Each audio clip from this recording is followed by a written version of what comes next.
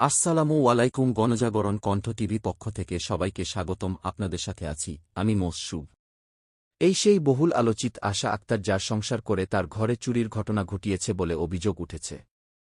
দিনাজপুর জেলার বোচাগঞ্জ থানায় বহুল আলোচিত মোছা আশা আক্তারকে ঘিরে একাধিক বিতর্কিত তথ্য উঠে এসেছে। তার স্বীকারোক্তি এবং বিভিন্ন প্রমাণের ভিত্তিতে জানা যায়, তিনি একাধিক বিবাহ করেছেন, অবৈধ সম্পর্ক গড়ে তুলেছেন এবং স্বামীর বাড়ি থেকে মালামাল চুরি করে পালিয়েছেন। আশা আক্তারের জীবনে 4টি বৈধ এবং 2টি অবৈধ বিবাহের তথ্য পাওয়া গেছে। প্রথম স্বামী মোহাম্মদ ফরহাদ হোসেন, পিতা আইয়ুব আলী, শেতাবগঞ্জ পৌরসভার বাসিন্দা। সংসার করেছেন 1.5 বছর। দ্বিতীয় স্বামী মোক হাসিনুর রহমান, পিতা মোস্তফা মেকার। সংসার করেছেন 8 মাস। তৃতীয় স্বামী আশরাফুল, পিতা ইব্রাহিম, রানীশঙ্কর বাজারের বাসিন্দা। সংসার করেছেন মাত্র 5 দিন। চতুর্থ স্বামী মোক আব্দুল মজিদ খান। সংসার করেছেন 7 বছর।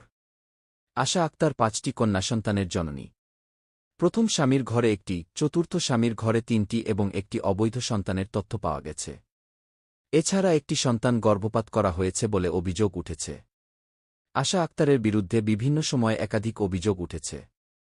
তার স্বামীর বাড়ি থেকে নগদ অর্থ, অলংকার ও মূল্যবান জিনিসপত্র চুরি হওয়ার অভিযোগ রয়েছে। এছাড়া তিনি 7 জন যুবকের সাথে অবৈধ সম্পর্ক স্থাপন করেছেন বলে দাবি করা হয়েছে। এ সম্পর্কিত কল রেকর্ড এবং ভয়েস রেকর্ড প্রমাণ হিসেবে পাওয়া গেছে। বর্তমানে দিনাজপুর কোর্টে তার বিরুদ্ধে 3টি মামলা এবং বোচাগঞ্জ থানায় একটি সাধারণ ডায়েরি রয়েছে। বোচাগঞ্জ থানা সূত্রে জানা যায়, আশা আক্তার এবং তার পরিবার বর্তমানে আত্মগোপনে রয়েছেন। তারা ঢাকা বিভাগের টাঙ্গাইল জেলার মির্জাপুর সৈয়দপুর এলাকায় লুকিয়ে আছেন বলে ধারণা করা হচ্ছে।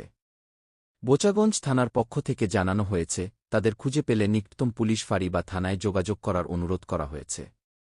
অভিযুক্তদের ধরিয়ে দিলে পুরস্কার দেওয়ার ঘোষণা দেওয়া হয়েছে। বোচাগঞ্জ থানা ও স্থানীয় গণমাধ্যমে